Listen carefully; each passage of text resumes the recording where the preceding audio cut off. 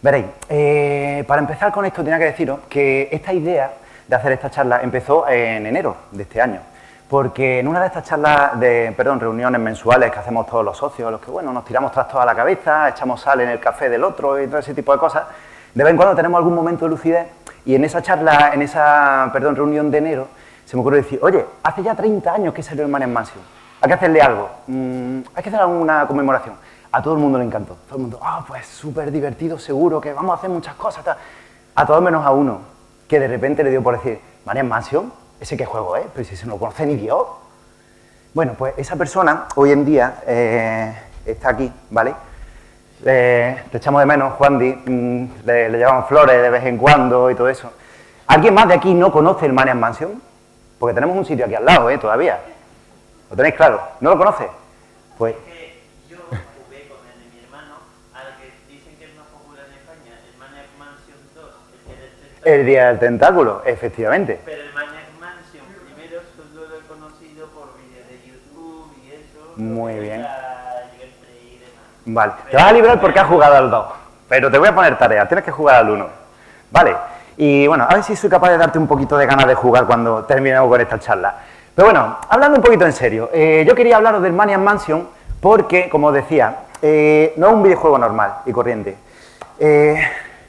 Quiero contaros la historia de la aventura que cambió las aventuras, pero en muchísimos aspectos, no solamente en el aspecto gráfico, de jugabilidad y todo eso. Ya os he dicho que esto no va a ser una charla técnica. No me hagáis preguntas demasiado concretas porque yo lo que quiero es hacer otra cosa. Lo que quiero es que nos divirtamos exactamente lo mismo que se divirtieron los creadores del Maniac Mansion cuando se les ocurrió hacer este juego. Lo que vino después fue un poco más rullero, pero bueno, por lo menos al principio lo pasaron bien.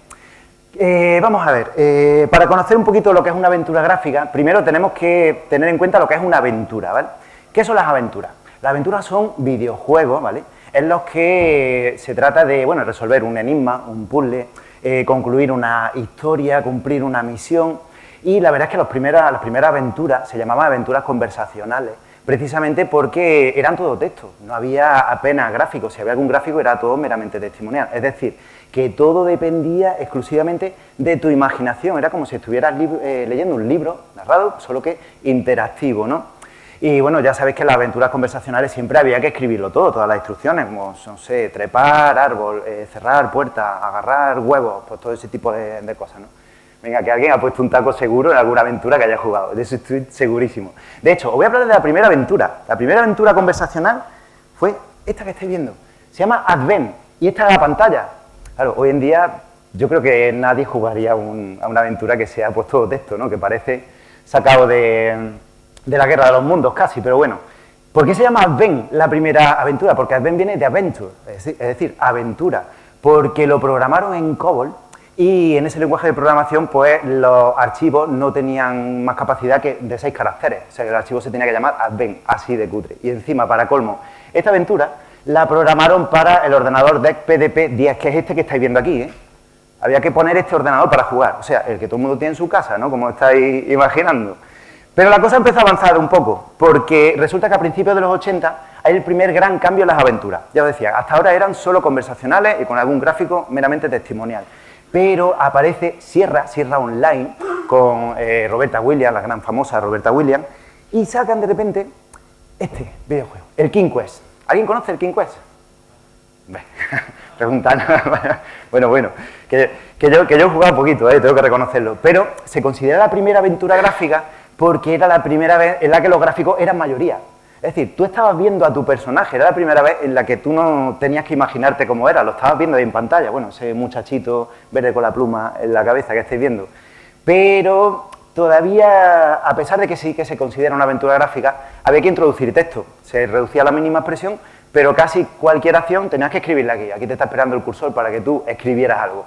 Pero en 1985 pasa una cosa que lo cambia todo.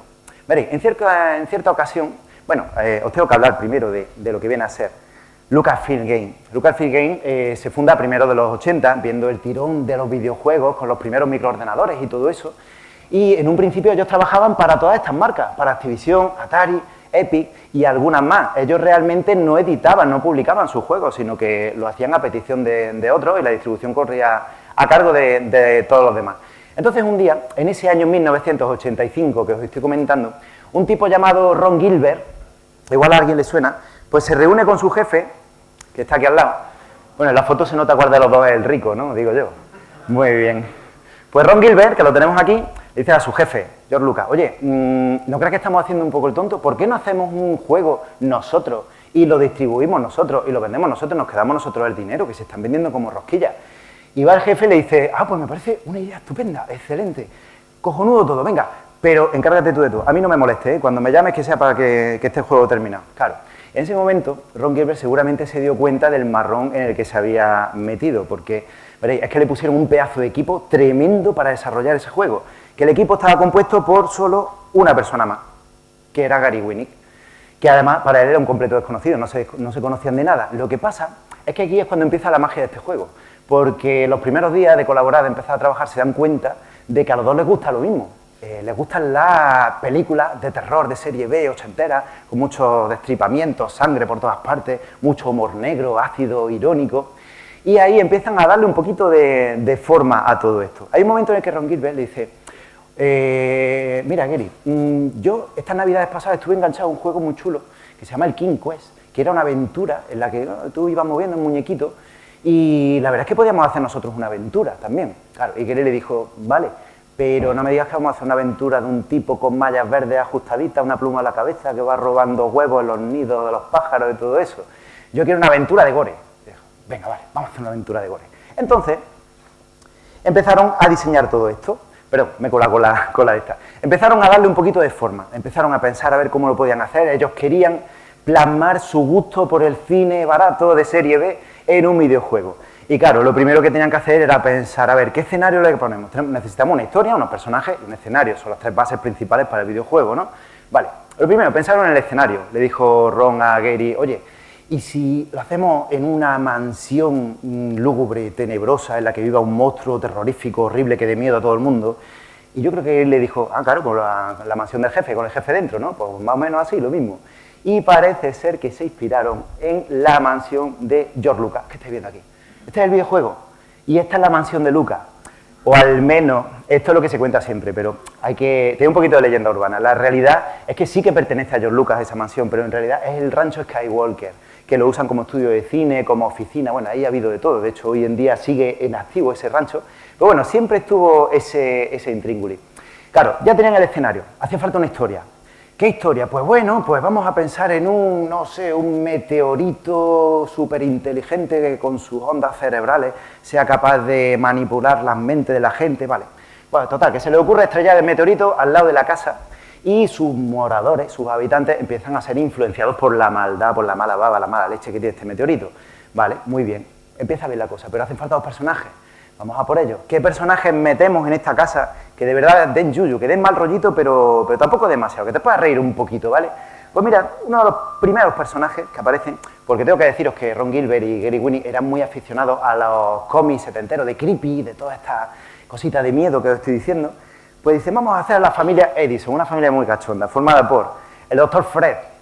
Este va a ser el más malote que vamos a encontrarnos en todo el videojuego, que está bajo la influencia del tentáculo y no hace más que capturar, raptar a gente para succionarle el cerebro, ya que el meteorito parece ser que come cerebro, ¿vale? Vamos a seguir. Tenemos a Edna, su esposa, la enfermera cachonda. Bueno, una mujer que, bueno, es un poquito especial, vamos a dejarlo ahí. Pero luego vamos a hablar bien de Edna. Tenemos también al hijo de los dos, Ed, el raro, según el videojuego. Un paramilitar que está un poco loco, además es altísimo. Tenemos también a su hámster, su mascota, que es la cosa con vida que más quiere, que más adora del mundo. Luego tenemos también al primo Ted, que el primo Ted es esto de aquí, una momia. Lo estáis viendo todos, ¿no? No se sabe si está vivo o está muerto, porque el caso es que está siempre en la ducha, que parece ser que es donde más le gusta estar, pero en todo el juego no te aclaran si esa momia está ahí muerta o está viva. La verdad es que no se sabe, lo dejo a la imaginación. El caso es que esta familia, que tiene planes de dominar el mundo a través del meteorito, necesita también esbirros, no secuaces. A ver, ¿qué secuaces se les ocurren? Pues el tentáculo morado. El tentáculo morado no le digáis porque se cabrea y te mata, ¿vale? El tentáculo púrpura tiene que ser. Bueno, pues este tentáculo parece ser el más obediente, el más malo, el que siempre hace caso y está vigilando en la puerta del laboratorio para que nadie se cuele y no te puedas pasar el juego. Y luego está el tentáculo verde, que este sí que es raro, madre mía. Tentáculo verde, maniático, depresivo, bipolar, que la verdad es que pasa un poquito de los planes del Dr. Fred y del meteorito. Lo único que quiere es, bueno, triunfar con su banda de rock, lo que pasa es que no lo va a conseguir en la vida, como podéis imaginaros. Vale, ya tenemos la casa habitada. Ahora hay que seguir con la trama. Pues, ¿qué va a ser la trama? Vamos a ver, el Dr. Fred va a capturar a Sandy, la novia del que va a ser el protagonista del juego. Sandy es una animadora típica de instituto, que es raro una animadora en un juego que pretende ser una película de terror de serie B, ¿vale? Que, como digo, es capturada porque el Dr. Fred quiere succionar el cerebro para darle de comer al meteorito. El cerebro a una animadora. Le va a pasar un hambre en meteorito, ya podéis imaginaros. Tenemos también a su novio, Dave Miller, presidente, aspirante a presidente de la clase, el chico más popular de todo el instituto. Qué raro, ¿no? Qué raro este estereotipo también. Curiosamente, este es el único que tienes que elegir sí o sí en el juego y la verdad es que no tiene ninguna habilidad, es el más inútil de todos los personajes. Lo que pasa es que te lo tienes que comer porque es el novio, ya está, no hay más. Tenemos también a Bernard, el geek, el empollón, el raro, el friki, el todo eso. La verdad es que es un tipo bastante interesante porque es el que más habilidades tiene y la verdad es que a la hora de jugar es el que te pone el juego más fácil, pero tiene un inconveniente, que es un cagueta. Un miedoso, cada vez que ve un tentáculo sale corriendo, no puede ni verlo, a menos que haya otro compañero al lado. Si hay otro compañero al lado, no sale corriendo. Pero bueno, cosas de este muchachito, algún defecto tenía que tener. Tenemos también a Razor, y aquí me paro un poco. Según cuenta una leyenda, dicen las malas lenguas, Ron Gilbert estaba enamorado en secreto de la novia de Gary Winnie, que era precisamente una punky que siempre iba con sus cueros, con sus pelos de colores y todo eso, y que le pidió hacer este personaje, pero sin decirle que era ella, y que Gary Winnie no se coscó de nada hasta años después. Cuentan las malas lenguas, os digo. El caso es que esta tipa pues tiene habilidades musicales porque pertenece, Razor, estamos hablando, Razor, pertenece a una banda de punk que se llama los Scummed, aunque luego vamos a hablar de qué es eso de los Scummed. Luego tenemos a Sid, otro interesante personaje, tampoco es demasiado interesante, no le pongamos tantas medallas, que también sabe hacer música, pero la verdad es que hace menos cosas que Razor. Pero bueno, si lo queréis coger por verle las gafas, pues vale, cogerlo, estupendo. El caso es que él también tiene una banda de rock alternativo, de New Wave y todo aquello que triunfaba en los 80, y tiene un poquito de mala leche también, pero eso lo dejo para después. Tenemos a Michael, el fotógrafo, el chico de color. Qué raro, un chico de color, ¿no? En estas pelis de terror de serie B, que si queréis, puede morir el primero, como pasa en ese tipo de películas, pero eso ya depende de vosotros también, porque ya os digo, Man Mansion no es un videojuego, Man Mansion es una película de terror de serie B en la que tú eres el protagonista, y quiero que os quedéis con esa frase, ¿vale?, a la hora de jugarlo. Tenemos también a Sandy, la escritora, una hippie a la que le gusta mucho la novela y todo eso, la novela fantástica y también la novela negra, que no tiene otra habilidad salvo esa, pero es muy curioso porque es la única de todos los personajes que estamos conociendo que es capaz de utilizar una máquina de escribir. Ya me diréis, qué complicadas serán las máquinas de escribir de los 80 para que... ¿no? Necesitaba una carrera para ello. Y bueno, ya por último tenemos a Jeff, el surfero, el típico que aparece en esas películas de terror de serie B de los 80, surfeando siempre todo el día, no sabe ni deletrear su nombre ni nada de eso, y sin embargo sabe arreglar un teléfono. Ya me diréis, lo único que saben arreglar un teléfono aquí son Bernard, que sirve para todo y para asustarse, y Jeff. Pero bueno, el caso es que ya teníamos a todos los personajes. Teníamos a la chica a la que salvar, a la que rescatar, teníamos al protagonista, y en el juego pues tienes que elegir a dos de todos estos amigos que tienes, ¿vale? Después de esto, ¿qué vendría? La parte más importante, porque ya tenían la historia, tenían la trama, tenían los personajes, sabían cómo lo querían hacer, pero ahora había que hacerlo, el desarrollo, la parte más dura seguramente, en la que peor lo pasaron. Costó 2 años, desde que tuvieron la idea hasta que se publicó el Man Mansion, que puede, no sé, hoy en día puede parecer poco porque es verdad que muchos videojuegos se tiran muchos años de desarrollo, pero en la actualidad. Estamos hablando de un videojuego que hicieron 2 personas y media, como voy a contar ahora, sin apenas recursos. De hecho, aquí he preparado unos cuantos bocetos de lo que Ron Gilbert presentó como idea inicial, para que os hagáis una idea. Estos son dibujos originales de Gilbert, ¿vale? Mirad, aquí tenéis un lateral de la casa, por ejemplo, aquí tenéis la mansión tal como la había planeado, antes de empezar con todos los gráficos. Aquí tenéis la entrada principal y un chico que está subiendo ahí, en ella. Ya se va apareciendo, va cogiendo forma, ¿verdad? Aquí tenéis la cárcel. Cambió un poquito porque ya sabréis, los que habéis jugado con el videojuego, el esqueleto no está colgado, está en el suelo, encadenado. Pero bueno, el caso es que es lo mismo, la idea estaba ahí también. Tenéis la escalera, que no cambió prácticamente nada. Los típicos cuadros ya estaban pensados, los que se encuentran por toda la casa. Y, por supuesto, la familia Edison la tenían ya aquí, él lo tenía clarísimo. Los personajes sí que los fue cambiando hasta el último momento, pero la familia ya estaba pensada. Por otro lado, no sé si alguna vez habéis llegado a preguntar por qué en este videojuego los personajes son tan cabezones, porque pasa un poco como a mí, no se os dais cuenta, que tiene mucha más cabeza que cuerpo, pero que esto no es casualidad ninguna. Esto fue obra de Gary Winnie, que fue el que empezó a encargarse de la programación. Porque lo que quería era que las caras fueran lo más reconocibles posible, que no se parecieran en nada el uno al otro, y al final la verdad es que lo consiguió. Y mientras Gary Winnie estaba ahí con su diseño gráfico, con todo esto, dándole vida a estos bocetos que estáis viendo aquí, pues a Ron Gilbert le tocaba programar. Bueno, empezamos a programar en ensamblador para el procesador 6502, que era el más popular en aquel entonces, lo estaba usando Commodore, lo estaba usando Apple II y un montón más que había en la época, pero se le estaba haciendo dificilísimo, porque él tenía una idea muy clara en mente. Estaba enganchado al King Quest, como decía, pero le molestaba muchísimo que cada orden tuviera que escribirla. Él quería un juego en el que solamente tuvieras que usar un ratón o un joystick o un mando, lo que sea, pero que no tuvieras que estar tecleando constantemente. Eso le complicaba tantísimo programar el ensamblador que al final decidió empezar de cero y hacer él mismo un propio motor que fuera una mezcla entre motor de programación y de entorno gráfico que le facilitara todo esto. Bueno, pues acabó creando lo que se conoce como SCUM. ¿Qué va a ser esto? Script Creation Utility for Maniac Mansion. Utilidad de creación de script para Maniac Mansion, para facilitar la labor de los programadores a la postre, ¿vale? Pero aquí había un problema. Bueno, la verdad es que no fue ningún problema, pero es para que os hagáis una idea de la mente perversa y tan irónica de Ron Gilbert. No sé si sabéis que SCUM significa, en español, escoria, basura, porquería, no es nadie. Pero bueno, como le hizo gracia, al final la acabó dejando. Pero esto trajo un inconveniente. Él hizo el motor SCUM porque lo que quería era ahorrar tiempo de trabajo, pero se había enrollado tanto que se había comido casi la mitad del tiempo de programación nada más que de hacer el SCUM. Se agobió.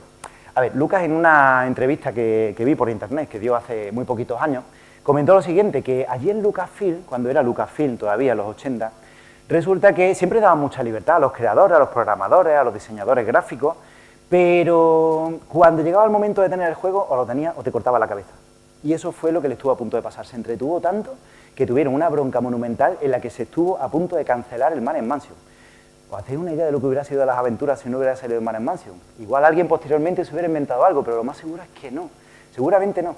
Pero el caso es que al final este tipo se acabó camelando ahí a los jefes y a los directivos y consiguió que le dieran un apoyo. Le pusieron a otro muchacho que entre proyecto y proyecto tenía que estar también ayudándoles a programar. Este muchacho se llamaba David Fox.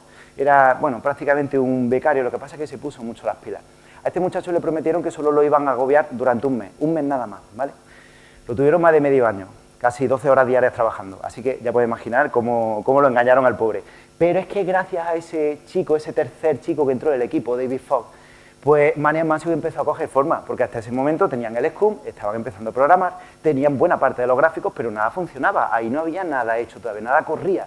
Él fue el encargado de todos los eventos, de las cutscenes, de todos los diálogos, de organizar el tiempo, todo lo que pasaba durante el juego. Gracias a él, pues bueno, disfrutamos de las calenturientas conversaciones con Edna, por ejemplo, entre otras muchas cosas.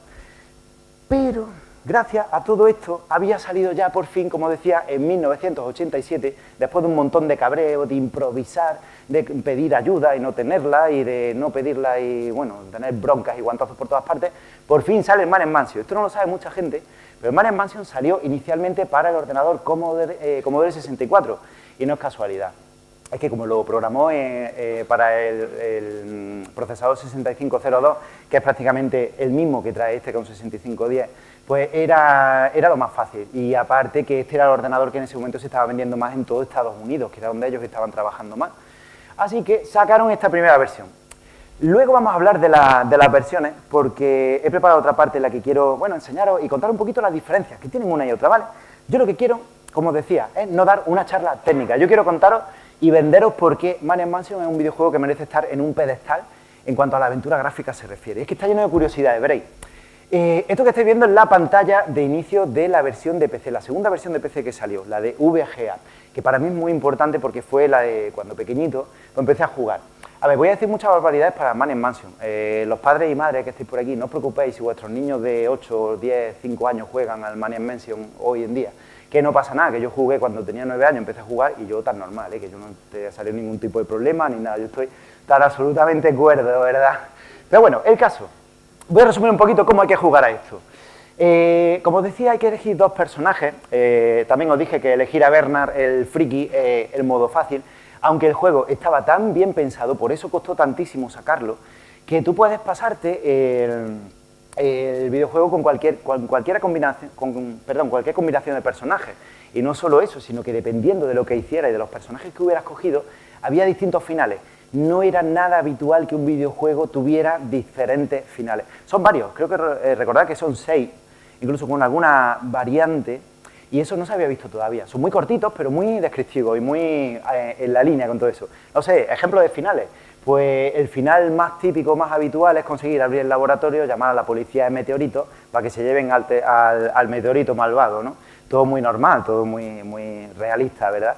Luego hay otra variante en la que tú puedes, digamos, absorber al Dr. Fred de la influencia de ese meteorito, se vuelve una persona normal y te ayuda, ¿no? Hay otra versión más curiosa, otro final más curioso, que Sandy, la escritora, puede escribir una novela acerca del meteorito. Bueno, y la novela, cuando la publica, la manda por correo, se la publican, tiene tanto éxito que entrevistan al meteorito en la tele. Y ahí se acaba la película, se lo llevan a un programa de esto de late night, de todo aquello. Y hay otra variante dentro de esa variante, que si en el tiempo en el que el meteorito está viajando desde la casa hasta el plató de televisión, llamáis a la policía de meteorito, aparece en mitad de la emisión de la entrevista a la policía de meteorito y se llevan al meteorito. O sea, está todo muy bien. Hay muchísimas cosas que contar de aquí. Luego también la música era prácticamente testimonial, solamente al principio. Para mí fue muy bueno y muy importante que se escucharan solamente los pasos, el sonido del reloj, cuando tú estás en la entrada, eso era muy atmosférico todo, solamente había música cuando había escenas especiales, cuando te pillaban, cuando había otra de esas cutscenes de las que vamos a hablar ahora y eso le daba una atmósfera muy buena. Otra cosa muy importante que definía este juego, estos son los personajes no jugables, pues estos personajes, aunque no sean jugables, te puedes estar haciendo la puñeta durante todo el juego. No se quedan quietos en un sitio. De hecho, están andando de un lado para otro, te pueden encarcelar, te pueden matar, te pueden ayudar y muchísimas cosas más. Y dentro de lo que vienen a ser estos personajes hay otra cosa muy curiosa que son las cutscenes. Esto se lo inventó Ron Gilbert. De repente tú estás jugando, se corta el juego, para y aparece una visión en otra estancia de la casa en la que tú no estás controlando nada y ves lo que está ocurriendo, ves un diálogo, ves una conversación, ves una acción de uno de estos personajes que no juegan, que parece una tontería, pero son imprescindibles para que te pases el juego, para que te pongas a salvo en un momento dado, porque te dan muchísimas pistas sobre todo lo que está sucediendo y lo que va a suceder. Pues bien, esto pasa constantemente en el juego, para que sigas la historia. Más parecido a una película, yo creo que imposible. Luego otra curiosidad que tiene este juego, hablaba antes de ella, la ardiente Edna.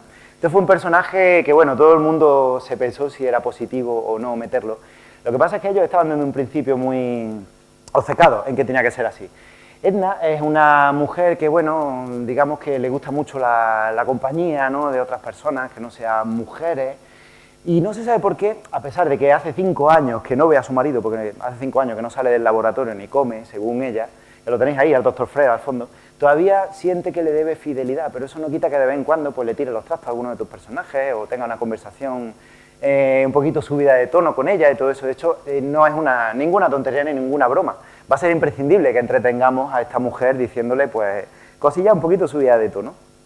Luego también el bipolar tentáculo verde. Os lo decía antes, este tentáculo no está bien de lo suyo, es totalmente bipolar. No pasa nada si te lo encuentras habitualmente, a veces pues te bloquea el camino, le tienes que sobornar con un poquito de comida, de tentáculo, ese tipo de cosas.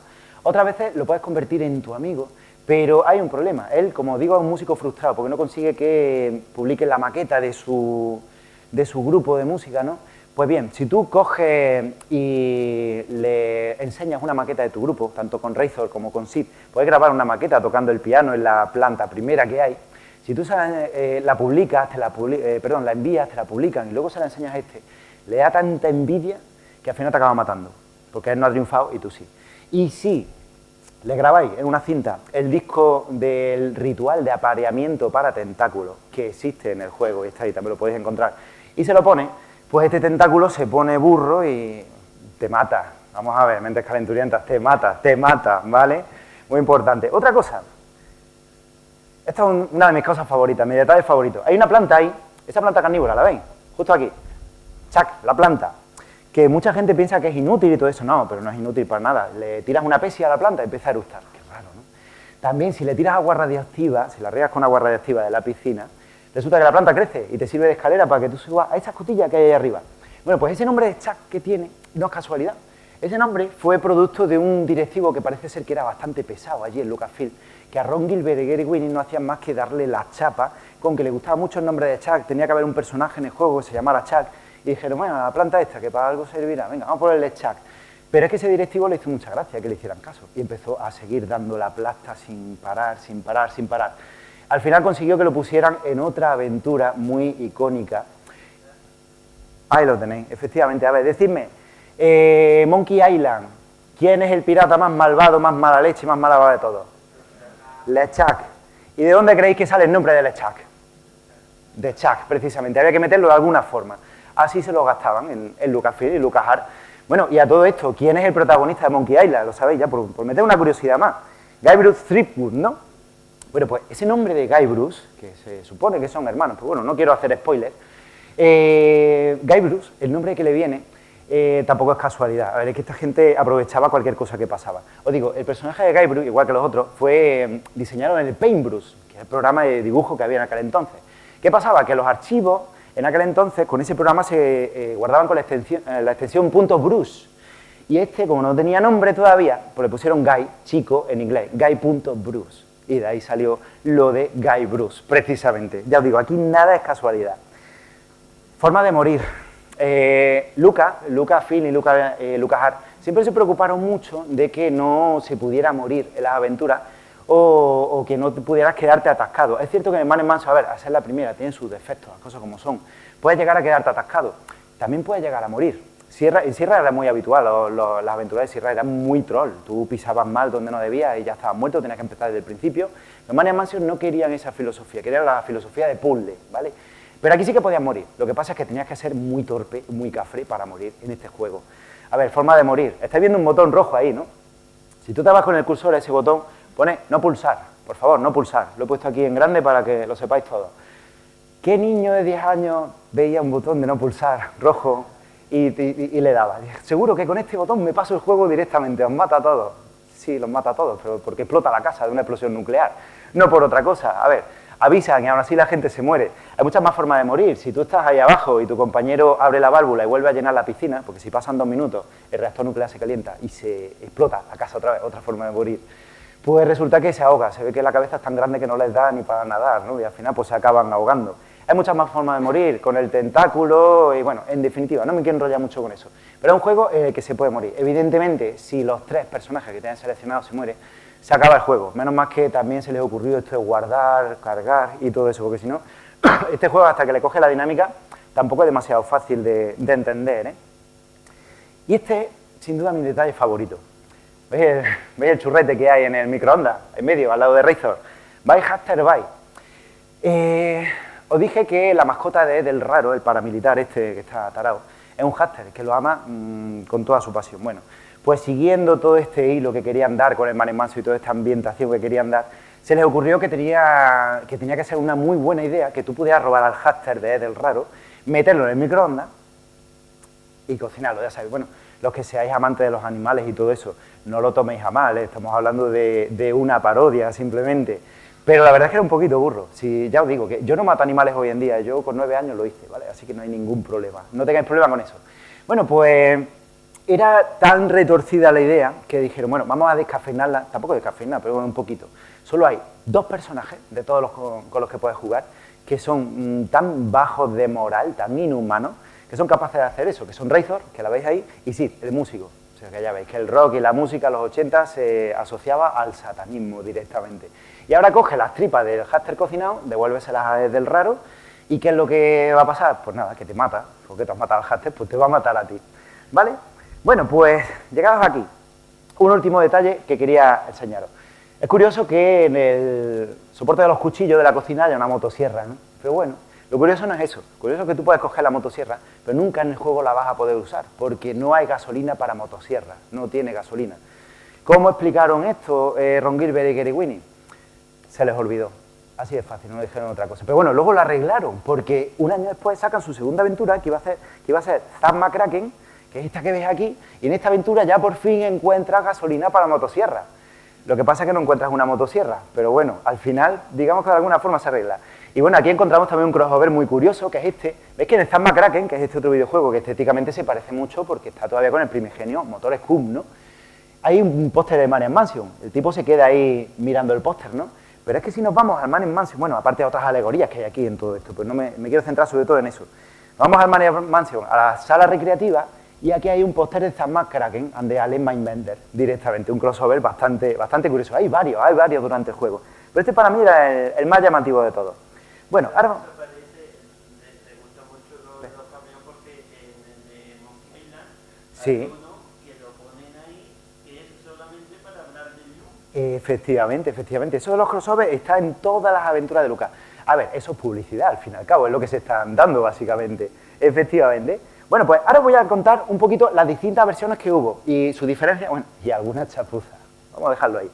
Vamos a empezar por la primera, por supuesto, Maniac Mansion, para el Commodore 64. Como os dije, era la mejor opción porque en un principio iba a ser más vendible. El Commodore 64 lo estaba petando en Estados Unidos, donde tenían su principal mercado. Pero claro, era una máquina muy limitada. Dentro de los micros de 8 bits se consideraba el más potente por sus capacidades gráficas, pero eran solo 64K. El videojuego era muy grande, había muchos gráficos. Este ordenador no era capaz por sí solo de mover las pantallas, lo hacía bastante lento. Como no tenía disco duro este ordenador, pues tenían que estar cargando constantemente el disco sin parar. Pero bueno, el caso es que por lo menos había salido. Inmediatamente después, en pocos meses, lo portan al Apple II, porque compartían prácticamente el mismo procesador. Iba a ser técnicamente muy fácil para ellos. Tampoco se vendió demasiado, hoy en día es casi imposible encontrar una copia de Maniac Mansion para Apple II. Yo no lo he llegado a ver nunca en eBay, no sé si alguno de vosotros lo ha llegado a ver, pero yo a estas alturas todavía no. Se parece bastante al primero en el desarrollo porque es un port casi tal cual, coger y quitar, básicamente. Luego viene la versión de PC. Esta fue la que ya empezó a hacer famoso, porque Lucasfilm se dio cuenta de que tenía que sacar tirón a todo esto. Habían publicado el de Commodore y el de Apple, a la gente le estaba encantando, lo estaban comprando, lo estaban pidiendo.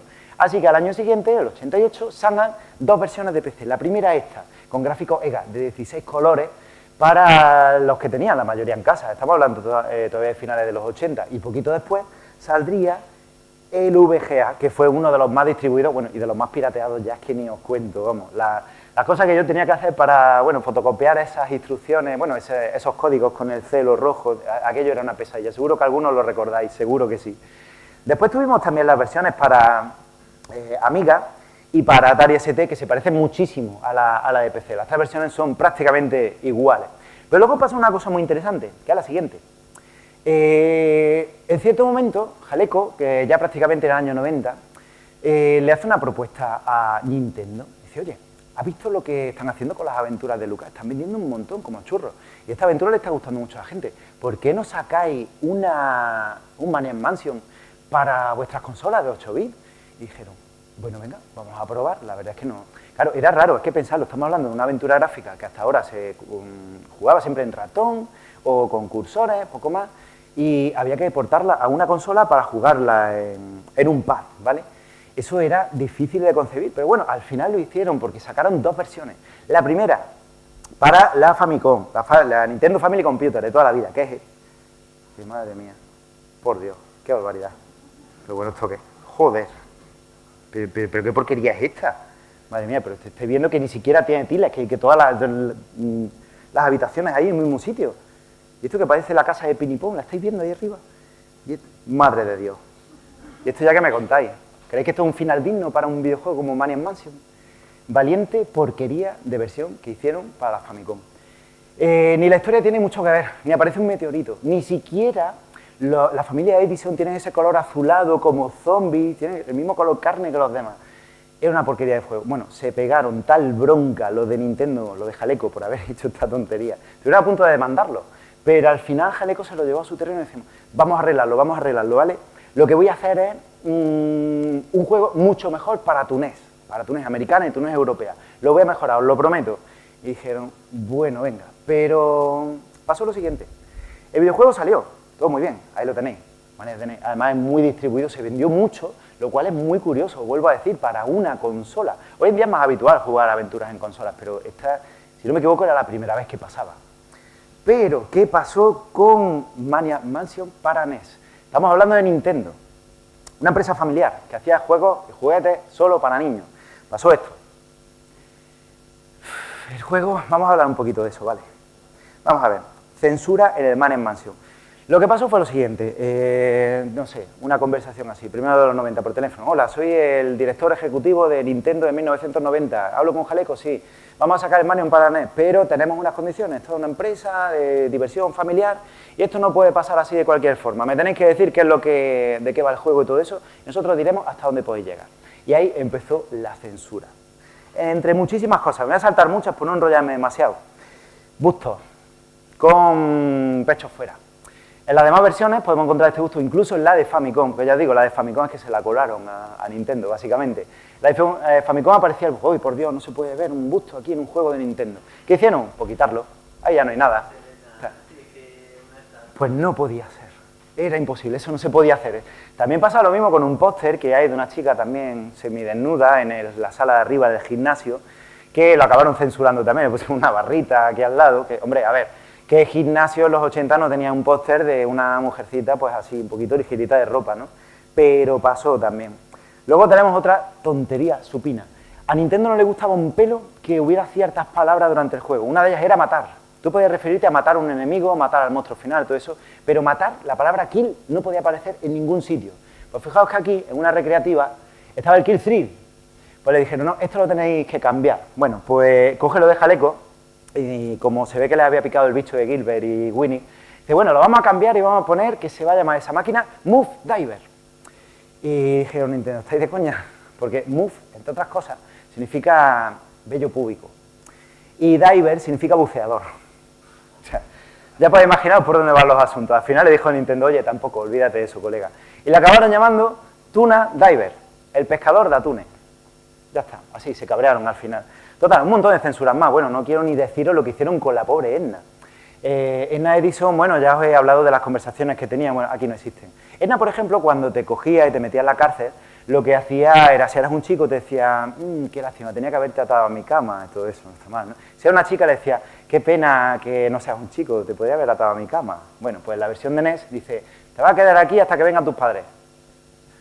Ya está. Luego también, en la bañera, en el cuarto de baño, tenéis otra cosa muy curiosa, cuando desplazáis al primo T, que no sabemos si está muerto o no, ¿vale? Con un chorro, veis que en la pared pone, en cualquier versión que cogéis, menos esta, pone, si quieres pasar un buen rato, llama a Edna, y debajo su número de teléfono. Bueno, pues la versión de NES pone, llama a Edna, ya está, y no hay más. Las conversaciones por teléfono son lo más absurdo y lo más supino del mundo. Quitaron otras palabras como chupar, succionar, yo qué sé, un montón de tonterías. Fíjense que quedó muy descafeinado, pero hay que decir, en honor a Man in Mansion, que en la versión de NES era muy jugable, y es muy jugable. Yo lo he jugado, me lo he llegado a pasar, a pesar de todos estos cortes. La sangre, por ejemplo, se me olvidó deciros, la sangre no es roja, es de un morado un poquito más neutral, que no parece ni sangre.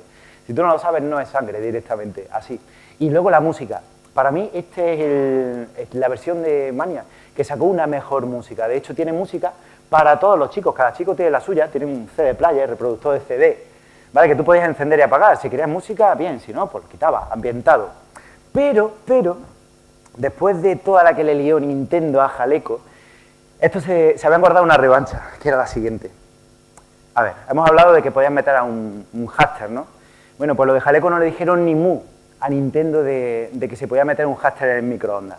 No le dijeron nada. Y cuando empiezan a vender la primera tirada en Estados Unidos, se ve que, a saber de qué manera, a Nintendo le llegó la queja. Y llamaron a Jaleco, oye, ¿es verdad que se puede meter un háster en el microondas? Y dijeron, ay, sí, se nos había olvidado decíroslo, sí. Pero ¿qué pasa? Que esas copias se habían vendido. Es decir, habrá unos cuantos estadounidenses afortunados que tengan una primera versión de Man in Mansion en la que sí, de NES, que sí se puede meter el háster en el frigorífico, en la demás no. ¿Sabes qué? La verdad es que Jaleco se rió de ellos, pero bastante bien, se rió en toda la cara. Y bueno, hablando de todo un poco, vamos a hablar un poquito ya vamos a controlar el tiempo. Buena paliza os estoy dando, ¿eh? Bueno, el legado de Man in Mansion. Ya os dije que no era un juego normal y corriente. Este juego marcó muchísimas cosas. Lo primero, Lucasfilm empezó a hacerse muy poderosa. Gracias a Man in Mansion empezó a vender, empezó a hacer dinero. Tanto que al final, pues, aquí tenéis Lucasfilm Game, me estoy refiriendo, se hicieron tan poderosos y tan grandes que acabaron cerrando. Bueno, cerrando para abrir LucasArts. También muy representativo. Man in Mansion iba a marcar el camino del éxito de los 10 siguientes años para tanto Lucas Lucasfilm como LucasArts, porque empezaron a salir todo tipo de aventuras. Tenemos Zack McCracken, ya lo he mencionado antes, un juego muy divertido, la verdad es que es muy bueno. Tenemos el Loom, una aventura totalmente diferente, muy sobria, muy fantástica. Yo recomiendo mucho jugarla. ¿Vale? Tenéis el Indiana Jones y la Última Cruzada, luego salía La Búsqueda de la Atlántida, que es buenísimo también.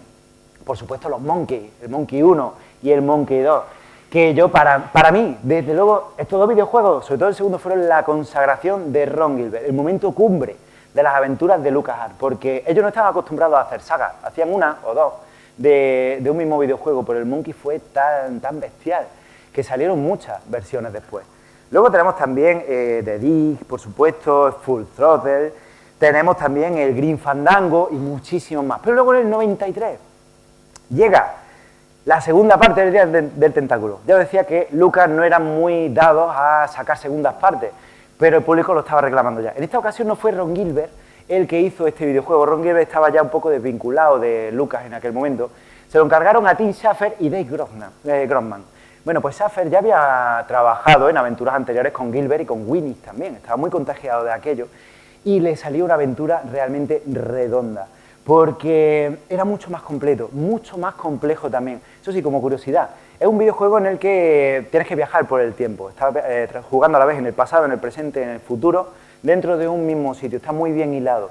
Y esa idea del viaje en el tiempo fue precisamente de Ron Gilbert. Luego, aquí otra gran diferencia que tienes es que no puedes seleccionar personajes. Empiezas con 3, que son Bernard, el friki del Man in Mansion, el único que recuperan de los personajes jugables de la primera.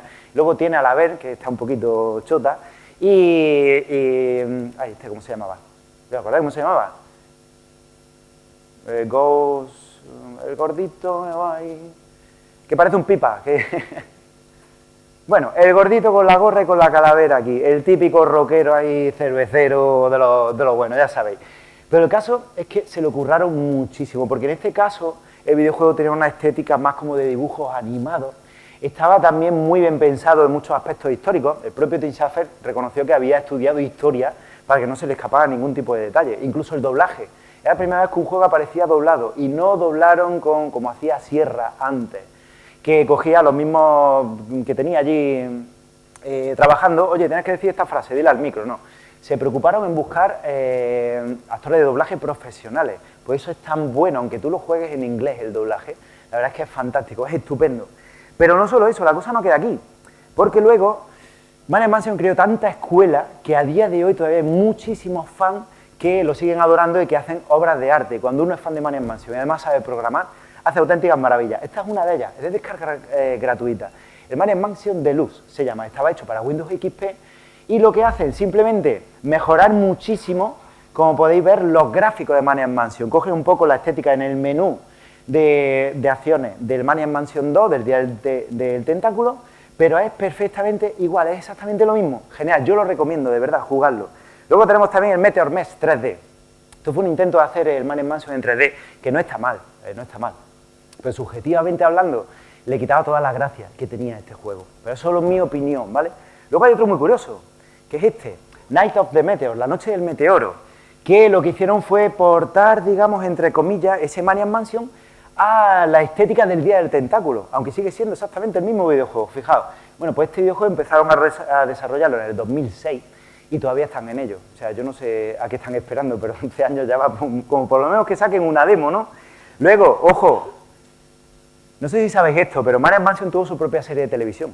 A principios de los 90, una cadena canadiense compró los derechos de Man in Mansion. Hizo una serie que eso no hay quien se lo trague. Lo único que tiene de Man in Mansion, os lo aseguro, es el nombre y también los nombres y apellidos de los protagonistas. Ahí tenéis a Ed, el raro, con el hámster en la mano, no por decir algo. Pero es un culebrón barato, básicamente. De verdad, si os gusta perder el tiempo, si sois masocas y todo eso, pues nada, veros la serie en YouTube, que está subtitulada, y la veis. Mi recomendación es que de verdad no lo hagáis. Pero ocurrió una cosa. Hubo un momento en el que ocurrió lo siguiente. Y ocurrió en este año. Resulta que Ron Gilbert, que se ve que le dio un poquillo de morriña, o a lo mejor es que tenía el bolsillo ya bastante vacío y tenía que relanzar un poquito todo esto, se le ocurre y dice, quiero volver a relanzar mi primer videojuego con el que yo triunfe, el Man in Mansion. Se fue hasta Lucas, Lucas pues recibió la horrible noticia de que iban a vender todos esos derechos a Disney. Se fue a Disney y en Disney pues ya podéis imaginaros, si Nintendo no aprobaba este tipo de videojuegos, Disney, ¿qué iba a hacer con Maniac Mansion Disney, no? Le dije, no, se va a quedar aquí en el cajón. Bueno, de la rabia, dijo, pues voy a hacer mi propio videojuego de cero. Hizo un par de llamadas. Llamó a un amigo suyo, Gary Winnick, llamó también a Tim Schafer, llamó también a David Fogg, aquel becario al que había estado fastidiando durante más de medio año para terminar el Maniac, y parieron lo siguiente.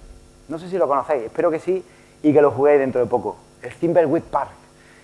Una maravilla, una auténtica obra de arte con toda esta estética del Maniac, a la que no solamente le dan la estética, es que está llena de alegoría a ese primer videojuego, porque era lo que quería hacer y de alguna forma Gilbert se tenía que sacar esa espinita, porque fijaos, aquí por ejemplo, ¿veis lo que pone aquí? ¿Para pasar un buen rato, Edna? Estamos hablando del Thimbleweed Park ya, directamente. Aquí tenéis lo mismo, aquí hay muchísimas más, si os fijáis, esto es como el frigorífico cuando se abre, comida de tentáculos, los zumos de frutas, el no sé qué, todo aquello, hay un montón más de cosas. Fijaos lo que hay aquí, el mostrador. Una planta robotizada que funciona con pilas. ¿No os parece echar la planta directamente? El salón recreativo, aquí, perfectamente, con todos aquellos. Aquí se sale el kill skill, que lo llaman aquí un poco diferente, pero bueno, tenéis... Y también esta escena de la cocina, fijaos, el frigorífico con el microondas aquí esperando. No está la motosierra, pero poco le falta, ¿eh? En definitiva, este videojuego lo tenéis para descargarlo por Steam, es baratito, os lo recomiendo muchísimo. Hace poco más de un mes han sacado la edición física en Estados Unidos, se puede pedir. Es un poquito cara, creo que ronda los 80 euros o así aproximadamente, pero vale mucho la pena. Si no me equivoco, es multilenguaje, o sea que aunque la compréis allí y lo traigáis a España, creo que vais a poder jugarlo en español. Una auténtica maravilla para todo amante, de verdad, del Maniac Mansion. Y bueno, llegados aquí, pues me queda muy poco más que deciros ya. Ah, esta no era, ¿no? A ver, es que igual que el Maniac Mansion pues tiene distintos finales, pues yo me había preparado varios para según fuera yendo la charla. Este era por si os levantabais y me vitoreabais y me sacabais a hombro y todo eso, pues era este, ¿vale? Pero en realidad el que pega es este, ¿vale? Eso, creo que está un poco mejor. Cuadra más, ¿no? Vale, perfecto, genial. ¿Os han dado ganas de jugar al Maniac a todo esto? Un poquito, ¿no? Pues os lo voy a poner fácil. A ver, si queréis jugar al Maniac Mansion es súper fácil, facilísimo. ¿Por qué? Pues porque lo podéis comprar todavía en eBay, en todas estas páginas, porque no tenéis nada más que hacer una búsqueda, una pequeña búsqueda, y lo compráis en cualquier sitio, ¿vale? Bueno, pues nada. Oye, que... Bueno, como parece que algunos sois aquí tan tiesos que freís los huevos con saliva, si no podéis compraros el juego original y un ordenador que lo corra bien, que tampoco son baratos, la verdad, hay una opción que no debéis hacer nunca, ¿vale? Bajo ningún concepto, jamás, de los jamases, aunque fuera la vida en ello, que es descargaros el juego, ¿vale? Que el abandonware no existe, ¿vale? Que los derechos están ahí todavía. Y no lo descarguéis nunca, el Maniac, ni los demás, ni de páginas como ellos nunca lo harían, o todo abandonware y todo ese tipo de cosas. No lo hagáis, no descargáis nunca el juego. Y por supuesto, más importante todavía, nunca os descarguéis el Scum VM, ¿vale? Porque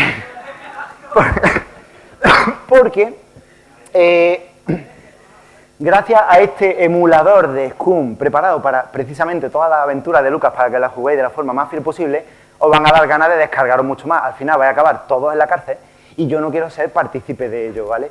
Pero bueno, oye, si al final lo descargáis y instaláis el Scum y lo disfrutáis, de verdad, disfrutadlo pero como nunca, como lo hicimos los que lo jugamos cuando éramos pequeñitos.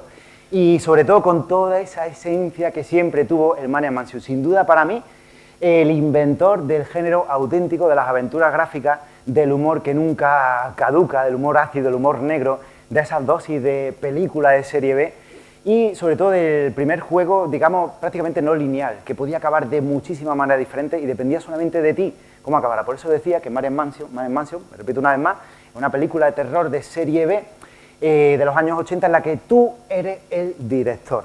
Y dicho esto, pues aquí va a acabar ya nuestra charla. Oye, muchísimas gracias por haber venido, hay un montón de público aquí, os lo agradezco un montón. ¡Ah, un aplauso para vosotros!